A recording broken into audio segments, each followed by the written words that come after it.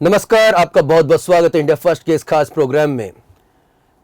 Emergency 25 जून 1975 में भारतवर्ष में लगाई गई थी। उस वक्त इंदिरा गांधी जी का शासनकाल था, लेकिन एक बार फिर इमरजेंसी की चर्चा शुरू हो चुकी है। वजह है कांग्रेस के युवराज राहुल गांधी की स्वीकारोक्ति, उनका कबूलनामा कि इमरजेंसी एक भूल थी। इस भूल को कहीं ना कहीं अब सियासी पंडित बड़ी राजनीतिक भूल भी करार दे रहे हैं। क्या राहुल गांधी ने यह स्वीकारोक्ति करके कांग्रेस पार्टी को एक बार फिर कटघरे में खड़ा कर दिया है? 5 राज्यों में चुनाव होने जा रहे हैं, उससे पहले इस बयान के मायने क्या हैं? क्या राहुल गांधी अपनी दादी को ही या अपनी दादी के कदम को ही गलत ठहरा रहे हैं? उनके इस बयान के सियासी मायने क्या हैं और आने वाले दिनों में क्या कुछ कांग्रेस पार्टी को झेलना पड़ सकता है? ये तमाम पहलुओं पर चर्चा करना बेहद जरूरी है। लिहाजा हमने बहुत ही खास पैनल स्टूडियो में आमंत्रित किया है। मेरे साथ मौजूद हैं वरिष्ठ पत्रकार और राजनीतिक विश्लेषक श्री राघवेंद्र सिंह जी। राघवेंद्र जी, आपका बहुत बहुत स्वागत है। हमारे साथ इंडिया फर्स्ट के एसोसिएट एडिटर और वरिष्ठ पत्रकार श्री रवि खरे जी मौजूद हैं। रवि सर, आपका बहुत बहुत स्वागत है। रविंद्र जी, सबसे पहले एक वेबिनार होता है, उसमें राहुल गांधी जी ये बयान देते हैं। ये अचानक से निकला गया बयान है या फिर ये सोची समझी रणनीति के तहत एक स्वीकारोक्ति है? देखिए, जो भी है, मुझे तो पहले तो मैं राहुल गांधी को इस बात के लिए उनका धन्यवाद करूंगा कि उन्होंने सच बोलने का साहस किया।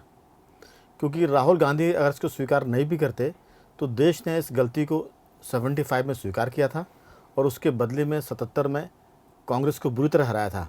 तो भले ही कांग्रेस या उसके लीडर्स को स्वीकार ना करते हों, लेकिन देश ने ये माना था कि आपातकाल देश के लोकतंत्र पर एक काला धब्बा था।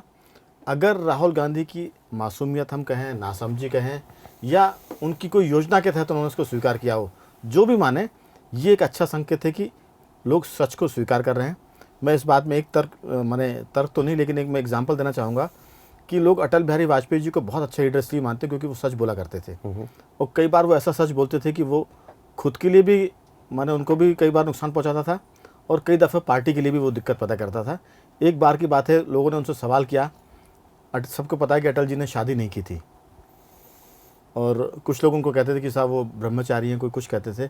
तब अटल जी ने सवाल के उत्तर में कहा था कि मैं अविवाहित हूँ, कुंवारा नहीं हूँ।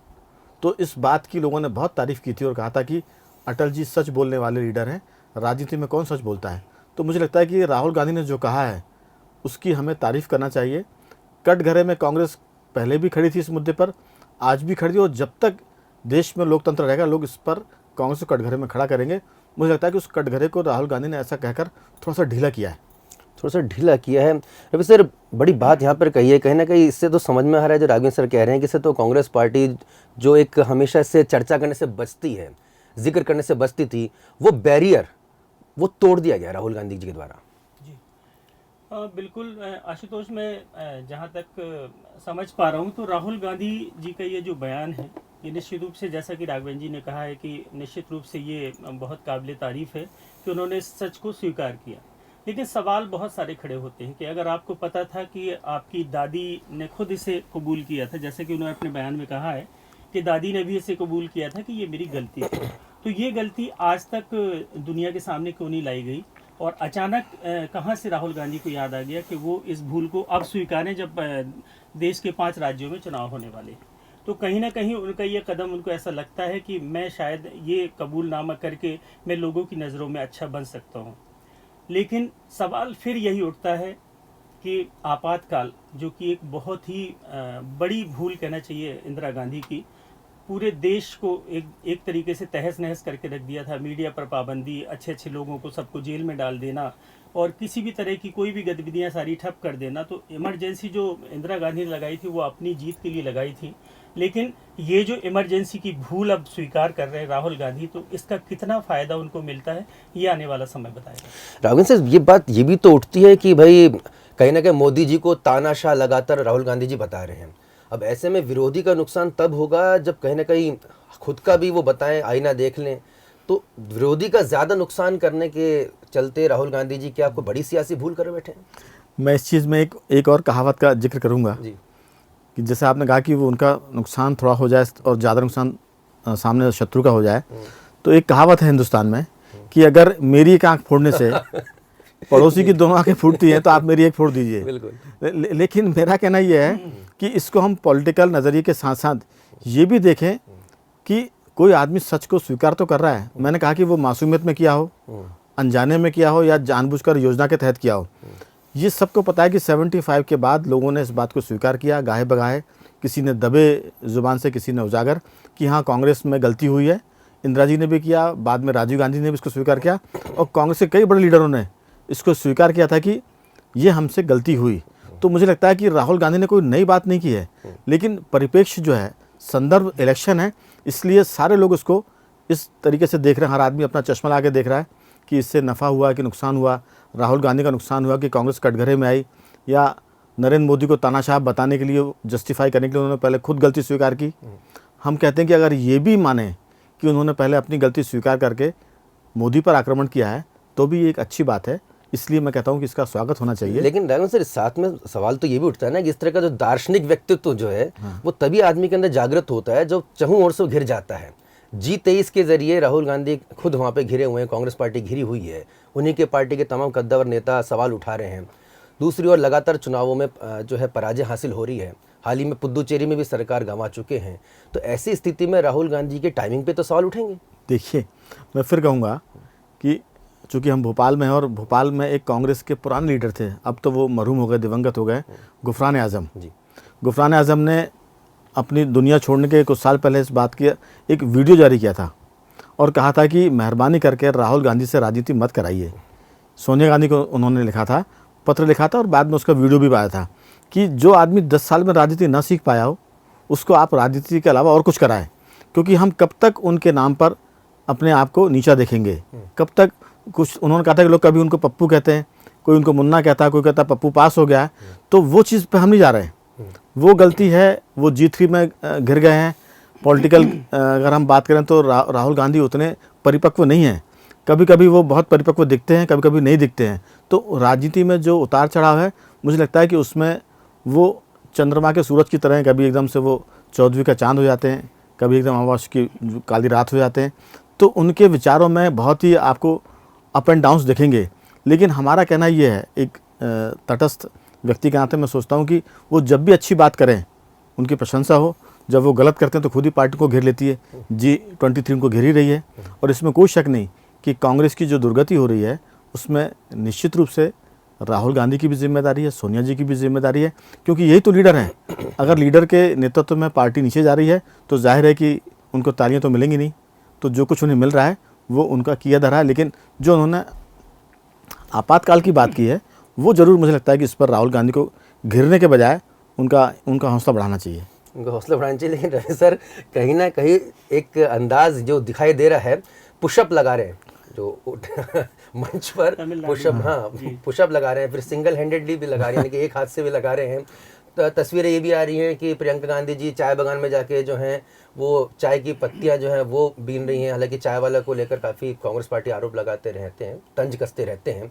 ऐसी स्थिति में जब सब कुछ झोंकने वाली अवस्था यहाँ पर दिखाई दे रही है, मसलन कि अब सब कुछ न्यौछावर करना है, ऐसी स्थिति में अगर हमको स्वीकारोक्ति भी करने पड़े, कि हमें स्वीकार भी करना पड़े, हाँ साहब गलत किया। हमारी दादी ने, जो कि सबसे अगर कहा जाए कि कांग्रेस पार्टी में अगर सबसे बड़ा स्वर्णिम काल कहा जाता है तो इंदिरा गांधी जी का कहा जाता है, बिल्कुल आयरन लेडी कहा जाता है। अगर उन्हीं के किसी सबसे बड़े कदम पे प्रश्न चिन्ह लगा देना, ये ठीक उसी प्रकार है कि सब अपने ही घर के चिराग से जो है देखिए आशु, उन्होंने जैसे कहा है ना कि ये इंदिरा गांधी की भूल थी, तो ये कहा तो मुझे भी याद आ रही कि उनके दाग से मेरे दाग अच्छे हैं। तो उन्होंने एक तीर से दो शिकार कर दिए। उन्होंने भले ही उन्होंने कबूल कर लिया कि ये हमारी इंदिरा गांधी की भूल थी, लेकिन उसके साथ ही उन्होंने एक सवाल भी खड़ा कर दिया कि जिस तरीके से आज मोदी सरकार संस्थाओं पर कब्जा कर रही है, आरएसएस पूरी सरकार चला रही है, सारे चाहे मीडिया हो चाहे न्यायपालिका हो, सब पर इनका वर्चस्व है।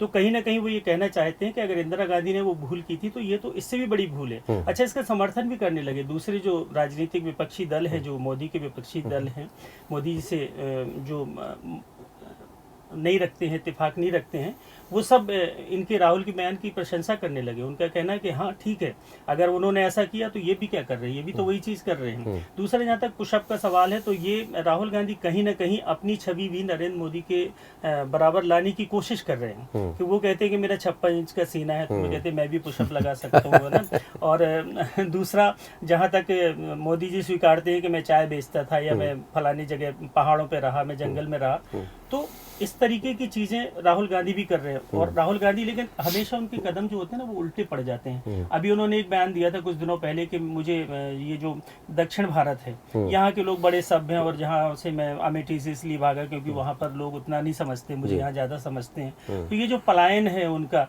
ये कहीं ना कहीं एक तो डर भी है, और दूसरा उनको एक दूसरी चीज दिखाने की कोशिश है कि जो लोग मुझे पसंद करते हैं मेरी बात समझते हैं। इसमें शब्द उद्धृत होता है सर राघवेंद्र सर की, जस्टिफिकेशन, जो रवि सर बता रहे हैं कि कहीं ना कहीं जस्टिफाइड कर रहे हैं अपने स्टेप्स को, मैंने इसलिए किया, मैंने ये किया, तो ये कहीं ना कहीं लैक ऑफ कॉन्फिडेंस, आत्मविश्वास की कमी को ही परिलक्षित करता है।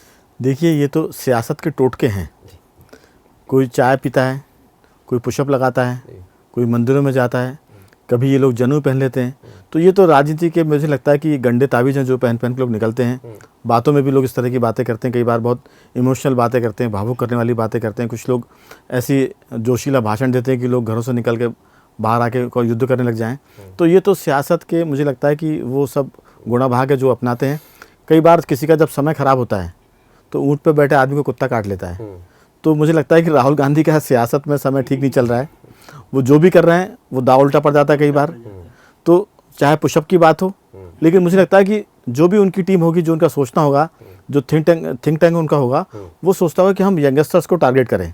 जी। एक शब्द है टीजी, टारगेट ग्रुप की हम बात करें, तो आजकल सारी पार्टियां ज़मीन पर तो काम नहीं कर रही हैं। पहले मुझे याद होगा, रवि जी इस बात से इत्तेफाक रखेंगे, पहले जब लोग राजनीति में आते थे तो वो समाज सेवा करते थे, कॉलेज की पॉलिटिक्स में एक्टिव रहते थे, और फिर वो जब वहाँ अच्छा काम करते थे तब वो पार्षद बनते थे, फिर विधायक का टिकट मिलता था, फिर वो आगे बढ़ते थे। अब वो सब चीज़ें खत्म हो गई। सब चीज़ें, जैसे आपने कहा वेबिनार, पहले सेमिनार हुआ करते थे, लोग उसमें फिजिकली जाते थे। अब वेबिनार में तो वैसे ही जैसे हम बातचीत कर रहे हैं, यहाँ बात कर रहे हैं स्टूडियो में और लोग देख रहे हैं। तो अब सब चीज़ें आभासी दुनिया की है, थोड़ी सी फर्जी है, जो जिसे कहते हैं कि उसमें चेतना नहीं है, दुनियादारी के हिसाब से नहीं है। तो ये जो राजनीति है, और उस राजनीति का नेतृत्व कर रहा है मेरे ख्याल से राहुल गांधी, आभासी दुनिया का। वो पुशअप ला के बता रहे हैं कि यंगस्टर समझे कि भाई मैं उनके जैसे ही लगता हूँ, उनके जैसा ही हूँ, तो कम से कम नौजवान के वोट कांग्रेस को मिल जाए। उसी की कोशिश कर रही हैं जो महिलाएं हैं, जो लड़कियां हैं, जो नौजवान लड़कियां हैं, जो या काम करने वाली, वो प्रियंका गांधी उनको अपनी तरफ लाने की कोशिश कर रही हैं। तो ये कोशिशें हैं। आपने ठीक कहा कि वो गिर गए हैं, और गिरता हुआ आदमी अपनी चीज़ों को जस्टिफाई करता है, तो वो कोशिश कर रहे हैं कि नौजवानों का वोट अगर उनको मिल जाता है तो ये जो 5 राज्यों के चुनाव, शायद वहाँ कांग्रेस का परफॉर्मेंस ठीक हो जाए। और उसी की कोशिश है। मुझे लगता है कि इस कोशिश में कोई हर्ज नहीं है, हर आदमी अपने अपने हिसाब से कोशिश कर रहा है। रवि सर, एक सवाल ये भी उठ रहा है कि राजनीति जो है, हर बार एक सवाल बड़ा टाइप्ड और इस तरह का पूछा जाता है, राजनीति किस दिशा की ओर जा रही है। तो मैं ये सवाल पूछूंगा, थोड़ा सा मैं इसमें पुटिया जरूर डालूंगा कि आप लोगों ने, दोनों, राघवेंद्र सर ने भी, आपने भी काफ़ी लंबा अरसा राजनीतिक रिपोर्टिंग की है, अपने कई पार्टियों को देखा है, देखो परिवर्तन देख पा रहे हैं? फिर क्योंकि कहीं ना कहीं वही टोट के, वही किसी भी प्रदेश में जाके उन्हीं के वस्त्राभूषण को धारण करना, नृत्य करना, पुशअप लगाना, या सभी पार्टियों में, या उस तरह की टोपी पहन लेना, तो उससे क्या कनेक्टिविटी हो जाती है? और क्या असल मुद्दों से, जैसे सोचा गया था कि भारत जैसे जैसे उसकी डेमोक्रेसी जो है गंभीर होती जाएगी, उम्र बढ़ती जाएगी, वैसी क्या गंभीरता भारत की लोकतंत्र में आप देख पा रहे हैं?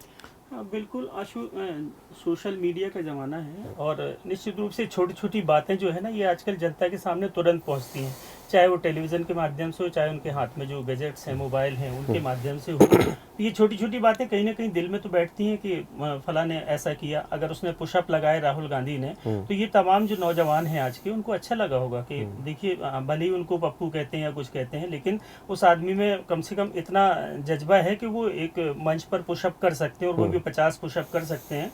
तो कहीं ना कहीं वो यूथ से कनेक्ट होने की कोशिश करते हैं। प्रियंका गांधी को ही देखिए, महिलाओं के बीच में जाती हैं और उनसे बहुत घुल मिल के बात करती हैं, उनकी तरह की ड्रेस पहन लेती हैं, उनके साथ नाचने लगती हैं। इसी तरह की बहुत सारे जो पॉलिटिक्स में ये चीज़ें भी बहुत ज़रूरी हैं। जनता से कनेक्ट होने के लिए। लेकिन असल मायने में तो यही है ना कि हम विकास की कितनी बात कर रहे हैं, मुद्दे कितने अच्छे उठा रहे हैं, ये बहुत ज़रूरी है। और यहाँ पर कांग्रेस मुझे फेल होती नज़र आती है कि उनके पास कोई मुद्दे नहीं बचे हैं कि सरकार को घेरने के लिए कि वो असली मुद्दे उठाएं। वो बस ऐसे मुद्दे उठाते हैं जिनसे उनका कहीं ना कहीं पीछे बैक रास्ते से कोई फ़ायदा हो जाए। आप असल मुद्दे उठाइए ना, असल मुद्दे उठाएंगे तो जनता को भी लगेगा कि हाँ, इन्होंने हमारे पक्ष में, जनता के लिए इनका कुछ रुझान है। तो ये बहुत ज़रूरी है। तो ये सब चीज़ें चलती रहें, लेकिन असल राजनीति तो वही है ना कि हम एक परिपक्वता के साथ आगे आए। आज सोनिया गांधी एक तरह से रिटायरमेंट की उम्र में पहुंच गई हैं और उनका कोई बहुत ज़्यादा वजूद नहीं दिख रहा है। कांग्रेस का एक धड़ा अलग बन गया है, G23। अभी उन्होंने जम्मू में जाकर के एक पूरी मीटिंग की, तो कहीं ना कहीं उनके अंदर ही ऐसा लग रहा है कि इतना घमासान चल रहा है कि कोई नया नेता कांग्रेस में आने वाला है सामने। सर, एक सवाल राघवन जी आ रहा है जहन में कि कहीं ना कहीं G23 की जो बात लगातार चल रही है उसमें कहीं ना कहीं नेतृत्व पर सवाल है। क्या राहुल गांधी जी का ये स्टेटमेंट G23 के जरिए पूरी कांग्रेस पार्टी को पहुंचाएगा एक संदेश है कि देखिए, मैं इतना परिपक्व हो चुका हूं कि मैं अपनी दादी पूर्व प्रधानमंत्री इंदिरा गांधी के फैसले पर भी सवालिया निशान लगा सकता हूं, उसको सही या गलत ठहरा सकता हूं और मेरे अंदर इतनी क्षमताएं हैं, आप मुझ पर प्रश्न मत उठाइए। मुझे लगता है कि जो राहुल गांधी जी का अब तक का अपने राजनीतिक जीवन देखा है, इतने गणित से उन्होंने नहीं बोला होगा। और जहाँ तक मुझे लगता है कि जो G23 की हम बात कर रहे हैं, जब तक गांधी फैमिली है, G23 के बजाय वो G52 हो जाए, मुझे लगता नहीं कि वो लीडरशिप आगे आ पाएगी। उसकी वजह ये कि ये सब कल तक गांधी परिवार के झंडे के नीचे काम कर रहे थे। और ऐसा नहीं कि राहुल गांधी में जो कमजोरियां आज दिखती हैं लोगों को, G23 को, वो कल नहीं थी। कल तक तो सब राहुल गांधी के साथ ही थे। तो मैंने राजीव बीच में बोल दिया था, राहुल गांधी के साथ थे, तो वो सब बड़े कमज़ोर लोग। और मुझे लगता है कि G23 के जो लीडर हैं, मुद्दा उनका ठीक है, लेकिन समय निकल गया क्योंकि उनकी उम्र खुद इतनी हो गई है। चाहे गुलाम नबी की हम बात करें, कपिल सिब्बल की बात करें, या दूसरे जो आनंद शर्मा लीडर हैं उनकी बात करें, आपने इस मुद्दे को देर से उठाया। अगर इसको वो 4 साल पहले उठाते तो लगता है कि वो पार्टी के हित चिंतक है। मुझे लगता है कि पार्टी ने उनको खुद ही साइडलाइन कर दिया, तो वो सारे लोग इकट्ठे होकर G23 बना के प्रेशर पॉलिटिक्स कर रहे हैं। हो सकता है कि कल के दिन वो एक नई पार्टी बना लें, कुछ नया काम करें, बीजेपी से लड़ें, कांग्रेस से भी लड़ें और एक थर्ड फोर्स बनने की कोशिश करें। तो ये समय की चीज़ें हैं कि भविष्य में कब क्या चीज़ होगी। लेकिन अभी तो मुझे लगता है कि सीधी सी बात ये है कि अगर उन्होंने, राहुल गांधी ने ये कहा है, तो ये सब जो मैंने कहा कि राजनीति की वो सब चालें हैं जो हर कोई चलता है। अब इसमें कितने कामयाब होते हैं ये समय बताएगा, लेकिन राहुल गांधी कोशिश तो बहुत कर रहा है। एक और मैं इसको नेगेटिव एग्जाम्पल के रूप में ना लें, एक जंगल में राजा से लोग कहते हैं कि शेर हमेशा जंगल का राजा होता है। इस बार डेमोक्रेसी है, हम लोग चुनेंगे अपना राजा कौन होता है। कहानी बहुत सौ को पता होगी, बंदर जो है चुनाव जीत जाता है और वो जंगल का राजा हो जाता है। जंगल में आग लगती है, लोग पहुंचते हैं बंदर के पास कि भाई बचाओ हमें। तो बंदर इस बचाव की कोशिश में आग के आगे आगे कूदता है, पेड़ की डगालों पर कूदता हुआ आगे बढ़ता जाता है। आग बढ़ती है और वो आगे बढ़ता जाता है। तो लोग कहते हैं कि महाराज कर क्या रहा हो, बचा तो सही। तब वो बंदर कहता है कि जो मुझे आता है वो मैं पूरी ताकत से कर रहा हूँ। अब आप उसमें बच रहे हो कि मर रहे हो ये आप जानिए। तो G23, राहुल गांधी या राजनीति में जो लोग कर रहे हैं वो अपने हिसाब से काम कर रहे हैं। लेकिन जो आपने एक सवाल किया था, मैं उसका उत्तर अभी बताना चाहता हूँ। रवि जी से बात हुई थी कि कांग्रेस इसमें कितना गेन करेगी। कांग्रेस असल में बीजेपी के राष्ट्रवाद के सामने कमज़ोर पड़ जाती है। बीजेपी की 100 खून माफ़ है इस देश में। अगर वो राष्ट्रवाद की बात करती है तो लोग उसको स्वीकार करते हैं। नरेंद्र मोदी को राफेल के मामले में, सर्जिकल स्ट्राइक के मामले में, चीन के मामले में, कांग्रेस को ये समझना पड़ेगा कि वो देश के मामले में अगर राष्ट्रवाद के खिलाफ जाएगी तो जनता उसको स्वीकार नहीं करेगी, चाहे कांग्रेस सोने की बन जाए। जिस दिन कांग्रेस को ये बात समझ में आएगी तब वो भाजपा के खिलाफ खड़ी हो पाएगी। अभी तो वो कमज़ोर नज़र आती है। सर, एक छोटा छोटा सवाल मैं अंत में लेना चाहूँगा। रवि सर, आपसे शुरुआत कर रहा हूँ। बहुत ही सटीक सीधा सवाल है, राहुल गांधी जी के इस बयान से कांग्रेस को फ़ायदा या नुकसान, क्योंकि आने वाले चुनाव भी बिल्कुल तारीख डिक्लेयर हो चुकी है। देखिए, जहाँ तक फ़ायदे का सवाल है तो मुझे तो नहीं लगता कि राहुल गांधी के इस बयान से कोई फ़ायदा होने वाला है, क्योंकि दूसरे सवाल भी खड़े हो गए हैं कि आपने इतने सारे सिखों का नरसंहार करवाया, उसके लिए भी माफ़ी मांगी, और भी बहुत सारी चीज़ें। अब इसी पर माफ़ी पर ही दोनों चीज़ें चलने लगी हैं क्या आप वो कह रहे हैं कि सिख दंगे की माफ़ी मांगिए, इधर से दूसरे लोग सवाल खड़े कर रहे हैं कि आप गुजरात दंगे की माफ़ी मांगिए। तो ये तो बात आई गई हो जानी है और मुझे नहीं लगता कि इसमें कोई बहुत बड़ा फ़ायदा राहुल गांधी को मिलने वाला। राघवेंद्र सर, वही सवाल आपसे। चुनाव में भी वक्त है, घोषणा जरूर हुई है, लेकिन मुझे लगता है कि 2 महीने 1.5 महीने का समय है और इस 1.5-2 महीने के वक्त में बहुत सारे मुद्दे आएंगे और वो गुम हो जाएंगे। मुझे लगता है कि ये मुद्दा जल्दी उठ गया। हम देखेंगे कि 8 दिन बाद ये मुद्दा नज़र नहीं आएगा सीन पर, कोई और दूसरे मुद्दे आ जाएंगे। तो जल्दबाजी है कि इससे नफ़ा होगा कि नुकसान होगा। लेकिन एक बात तय हो गई कि राहुल गांधी कई बार बहुत सहज रूप से बात करते हैं और वो सहजता को लोग अपने अपने हिसाब से सोचते हैं कि ये रणनीति है, कोई उनकी योजना के तहत किया गया। लेकिन मुझे लगता है कि ये उनका बहुत मासूमियत भरा जवाब है, जिसको हमें मासूमियत से ही लेना चाहिए। जब भारत की सियासत इस तरह के मासूम राजनेताओं को इजाज़त देती है सर? देखिए, मासूमियत तो लोग पसंद करते हैं, इसलिए पसंद करते हैं कि फिर मैं एक एग्जांपल दे के बात ख़त्म करूँगा कि अकबर की बात थी। सलीम कबूतर उड़ा रहे होते हैं, अनारकली उनके पास में होती है, बांदी आती है, वो कहती है कि हुजूर ने आपको बुलाया, मतलब शहंशाह ने। तो सलीम वो कबूतर अनारकली के हाथ में पकड़ा के जाते हैं कि तुम ये पकड़ना, मैं लौट कर आता हूँ भी। जब वो लौटते हैं तो अनारकली के हाथ से एक कबूतर उड़ जाता है, सिर्फ हाथ में एक ही कबूतर बचता है। तो वो पूछता है कैसे उड़ गया? अनारकली दूसरे कबूतर को उड़ा के बोलती है ऐसे उड़ गया। तो ये मासूमियत है। बाद में अनारकली मल्लिका हिंदुस्तान बनी।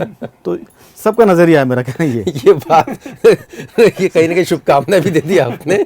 और आखिर की लाइन, क्योंकि बिटवीन द लाइंस पॉलिटिक्स में बहुत होती है, मैं उसको बोलूंगा तो नहीं। आप समझदार हैं दर्शकों, समझदार को इशारा काफ़ी होता है। इस तरह राजनीति के बिटवीन द लाइंस तमाम पहलुओं को लेकर आपका दोस्त आशुतोष हाजिर होता रहेगा।